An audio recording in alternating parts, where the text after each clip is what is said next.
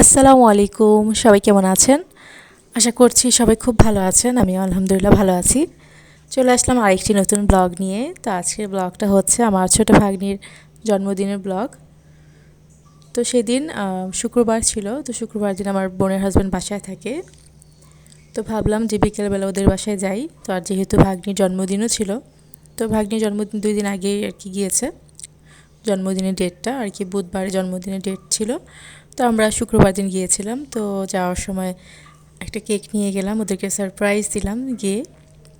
তো আলহামদুলিল্লাহ ওরাও খুব খুশি হয়েছে। তো আমরা যাওয়ার সাথে সাথে আমার বোনের হাজব্যান্ড আবার চলে গেল নাস্তা আনতে। তো এই তো দেখতে পাচ্ছেন অনেকগুলো নাস্তা নিয়ে এসেছে। তো আমরা অনেক নিষেধ করেছিলাম যে নাস্তা টাস্তার কোনো দরকার নেই, যেহেতু আমরা আমাদের এখান থেকে দুপুরবেলা ভাত খেয়ে আমরা রওনা দিয়েছিলাম। তো বিকেলে যেহেতু যাওয়া হয়েছে, তো পেট টেট তো একদম ভরাই ছিল, আর আমরা কোনো রকম নাস্তা টাস্তা করতেও চাচ্ছিলাম না, যেহেতু ওর ছোটো ছোটো বাবু আছে, মানে ওর খুব কষ্ট হবে। এই জন্য আমরা প্রতিবারই আর কি নিষেধ করি, কিন্তু ও প্রতিবারই আমাদের কথা শোনে না, অনেক নাস্তা টাস্তার আয়োজন করে। তো কি আর করার, তো নাস্তা টাস্তা নিয়ে আসলো। এই তো এখন আমরা খেয়ে নেব নাস্তা। তো আমার হাজব্যান্ড আমাদেরকে দিয়ে চলে গিয়েছে, ও আবার পরে আসবে, যখন কেক কাটা হবে তখন আসবে। তো এই তো আমরা এখন নাস্তা খেয়ে নিব, আর আমার হাজব্যান্ডের জন্য নাস্তা কিছু মানে আমার বোন উঠিয়ে রেখেছে আর কি। আমার হাজব্যান্ড ওদের বাসায় গেলে তারপর খেয়ে নেবে। তো আমার বোন প্রতিবার মানে এইরকমই করে। আমার হাজব্যান্ড যখন থাকতে পারে না, তো ওর জন্য নাস্তা উঠিয়ে রাখে। তো এবার ওর জন্য নাস্তা উঠিয়ে রাখা হয়েছে। তো এখানে হাজারিবাগের ছোটো ছোটো পুরি, এটা হচ্ছে ডাল পুরি। এই পুরিটা অনেক মজার। তো এই পুরিটা আমরা খুব পছন্দ করি, তো সেই জন্য আমার বোনের হাজব্যান্ড নিয়ে এসেছে ডাল পুরি, তারপর চিকেন সমোচা, তারপর আরেক পদ সমোচা, তারপর হচ্ছে কিমা পরোটা, এগুলো নিয়ে এসেছে। আর এই যে চা দেখতে পাচ্ছেন, তো এই চাটা আমি বানিয়েছি ওদের বাসায় গিয়ে। তো ডাল পুরি দিয়ে তো দুধ চা খেতে অনেক ভালো লাগে। তো আমার দুলাভাই আর কি বলছিল যে চা খেলে ভালো হতো, তো তাই চা বানালাম। তো আমরা দুইজনই চা খেয়েছি।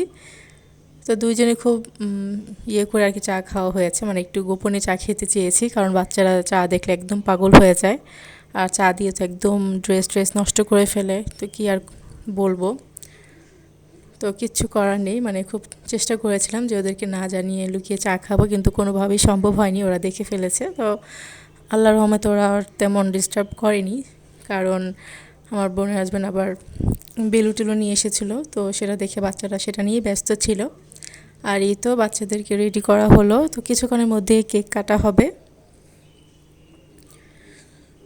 তো আমার দুলাভাই আর আমরা দুইজন মিলে ওদের ড্রয়িং রুমটা একটু ডেকোরেশন করেছি। এই যে দেখতে পাচ্ছেন বেলুন টেলুন ফুলিয়ে তারপর হ্যাপি বার্থডে ব্যানারটা লাগিয়ে দিলাম, মানে আমি বেলুন টেলুন ফুলিয়ে দিয়েছি, তো আমার দুলাভাই আর কি সুন্দর করে ডেকোরেশনটা করেছে। আর এই যে দেখতে পাচ্ছেন কেক। তো এখন একটু আমরা ছবি টবি তুলে নিব, সবাই সবার সাথে ছবি তুলতেছি। তো এই তো আমার বোনের বড় মেয়ে আর আমার বড় মেয়ে দুজন একসাথে বসে এখন ছবি তুলছে। তো এক এক করে আমরা সবাই ছবি তুলে নিব। তো যাওয়ার পর পর নাস্তা খাওয়ার মানে নাস্তা করার কিছুক্ষণ পর আম্মু আবার একটু ঘুমিয়ে গিয়েছিল।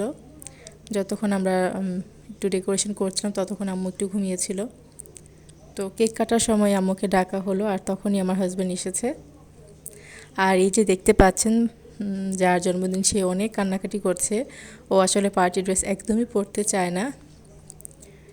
তারপর যেহেতু জন্মদিন তাই আমার বোন জোর করে আর কি পরালো, আর ওর খুব গরম লাগছিল। পরে আমরা চিন্তা করে দেখলাম যে ওর আসলে গরমের জন্য কান্না করছিল। তো পরে এসিটা ছেড়ে দিল, যেহেতু বেলুন টেলুন ছিল তাই ফ্যানটা অফ করে আমরা ছবি টবি তুলছিলাম, কারণ ফ্যানের কারণে কিন্তু বেলুনগুলো উড়ে যেতে চায়, মানে নষ্ট হয়ে যাবে ডেকোরেশনটা। তারপর মাথায় বুদ্ধি আসলো যে তাহলে আমরা এসিটা অন করে নিই, এতক্ষণ মাথায় বুদ্ধি আসছিল না। আর এই যে দেখতেই তো পাচ্ছেন বাচ্চা একদম কান্নাকাটি করছে। তো কি আর করার, এই কান্নার মধ্যেই আমরা ছবি তুলে নিচ্ছি, যেহেতু হাতেও সময় খুব কম ছিল, আমরাও বাসায় চলে যাব। আর এই যে আমাদের মাশাল্লাহ আমাদের ছোটো বাবুটা এখন কিন্তু এসি ছাড়া হয়েছে, তাই ও একদম খুশি। ও আসলে এসির মধ্যে থাকতে খুব পছন্দ করে, ওর অনেক গরম। তো এসি ছাড়াতেও অনেক খুশি, এখন সুন্দর করে পোজ দিয়ে দিয়ে ছবি তুলছিল আর আমরাও ভিডিও করে নিচ্ছিলাম। তো সবাই মাশাআল্লাহ বলে দিবেন বাবুটার জন্য আর অনেক বেশি দোয়া করবেন। তো এখন ওর মন খুবই ভালো, ও বারবার মোমবাতিটা ধরতে চাচ্ছিল। তো বাচ্চা কাচ্চা নিয়ে এই তো এখন কেক কাটা হচ্ছে।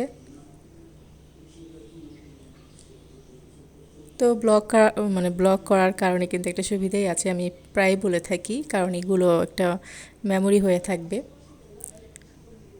দেখা যাবে যে ওরা যখন বড় হবে তখন ওরা আমার ব্লগের মাধ্যমে ওদের স্মৃতিগুলো ওরা মানে দেখতে পারবে, ছোটোবেলার কত কিছু সেগুলো ওরা দেখতে পারবে, যেগুলো আর কি আমি ব্লগ আকারে রেখে দিয়েছি সেগুলো। মাঝে মধ্যে আমি নিজেই আমার নিজের ব্লগগুলো একটু দেখি, ভালো লাগে, যেগুলো আর কি খুবই স্পেশাল। যেমন আমাদের বাচ্চারা বড় হচ্ছে, তো ওদের পুরোনো ব্লগগুলো দেখতে খুবই ভালো লাগে। তো এরই মধ্যে কিন্তু আমার বোন আবার আমাদেরকে দেখেই সে বিরিয়ানি রান্না টান্না করে ফেলেছে। তো আমি একদমই জানতাম না যে ও বিরিয়ানি 2 রকমের রান্না করেছে, একটা হচ্ছে বাচ্চাদের জন্য ঝাল ছাড়া, আরেকটা হচ্ছে আমাদের জন্য বেশি করে ঝাল দেওয়া। আর আমার হাজব্যান্ড তো ঝাল মানে বেশি ঝাল খুব পছন্দ করে, তো সেই জন্য বিরিয়ানিতে অনেক বেশি ঝাল দেওয়া হয়েছে। তো এই বিরিয়ানিটা হচ্ছে ঝাল ছাড়া মানে বাচ্চাদের জন্য, আর এই সেকেন্ড বিরিয়ানিটা হচ্ছে আমাদের জন্য অনেক বেশি ঝালওয়ালা বিরিয়ানি। তো দুইটাই ছিল চিকেন বিরিয়ানি। তো মাশাআল্লাহ ওর হাতের বিরিয়ানি তো খুব মজা হয়, তো আমরা সেদিন খুব মজা করে খেয়েছি। তো সাথে ও জর্দাও রান্না করেছিল। আর আমার বোন মানে মাশাআল্লাহ ও খুব কম সময়ে অনেক কিছু করতে পারে। তো আমাদেরকে দেখেই কত সুন্দর আয়োজন করে ফেলেছে, 2 রকমের বিরিয়ানি, তারপর জর্দাও রান্না করেছে। তো এর মধ্যেও আবার ঘর বাড়িও গুছিয়েছে, যেহেতু আমরা না জেনেই গিয়েছিলাম, সারপ্রাইজ দিয়েছি ওদেরকে।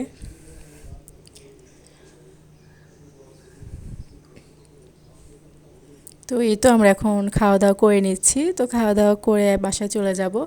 তো আজকের ব্লগটা আপনাদের কেমন লেগেছে অবশ্যই কমেন্ট করে জানাবেন, আর প্লিজ লাইক দিয়ে দেখা শুরু শুরু করবেন। তো এই তো আজকের ব্লগটা এখানেই শেষ করছি, সবাই ভালো থাকবেন, আল্লাহ হাফিজ।